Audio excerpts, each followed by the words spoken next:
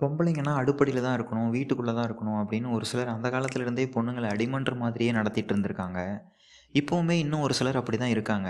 கணவன், மனைவி 2 பேருமே வேலைக்கு போனா தான் இன்னைக்கு குடும்பத்த ரன் பண்ண முடியுன்றது பரவலா எல்லார் மத்தியிலயும் இருக்கிற ஒரு கருத்து. ஒரு சின்ன விஷயம் யோசிச்சு பாருங்களேன். ஒரு குடும்பத்தோட ஆரோக்கியம் அந்த காலத்துல எப்படி இருந்தது? இன்னைக்கு எப்படி இருக்கு? குடும்ப தலைவியா இருக்கிற ஒரு பெண் தன்னோட வீட்டு வேலைகள செஞ்சுக்கிட்டு, தன் குடும்பத்த ரொம்ப நல்லா ஆரோக்கியமா பார்த்துட்டு இருந்தாங்க. அப்படி இருந்த ஒரு பொண்ண, "என் மருமகளா? அவ எங்க வேலைக்கு போறா? அவ வீட்ல சும்மா தான் இருக்கா." அப்படின்னு சொல்லி பெண்கள மட்டம் தட்டி, மட்டம் தட்டியே நம்ம குடும்பத்தோட ஆரோக்கியத்த நம்மளே கெடுத்துக்கிட்டோமோன்னு யோசிக்க தோணுது. பெண்கள் வேலைக்கு போறது தப்புன்னு சொல்லல. பெண்கள் வேலைக்கு போகக்கூடாதுன்னும் நான் சொல்லல. வேலைக்கு போற பெண்கள் வீட்ல இருக்கிற உணவு முறை எப்படி மாறிடுச்சுன்னு கொஞ்சம் யோசிச்சு பாருங்களேன். பொங்கல், தீபாவளி இல்ல வீட்ல ஏதாவது ஒரு விசேஷம்னா, இனிப்பு, காரம் அப்படின்னு பலகாரங்கள வீட்லயே செய்வாங்க. 2 பேருமே வேலைக்கு போறதுனால வீட்ல செய்யறதுக்கு நேரம் இல்ல அப்படின்னு ஈஸியா சொல்லிட்டு கடையில வாங்க ஆரம்பிச்சுட்டோம். ஒரு சில வீடுகள்ல சமையல் செய்ய கூட நேரம் இல்ல. அறுசுவைகளும் நம்ம சாப்பிடுற சாப்பாட்டுல சேர்த்துக்கணும்னு சொல்றாங்க.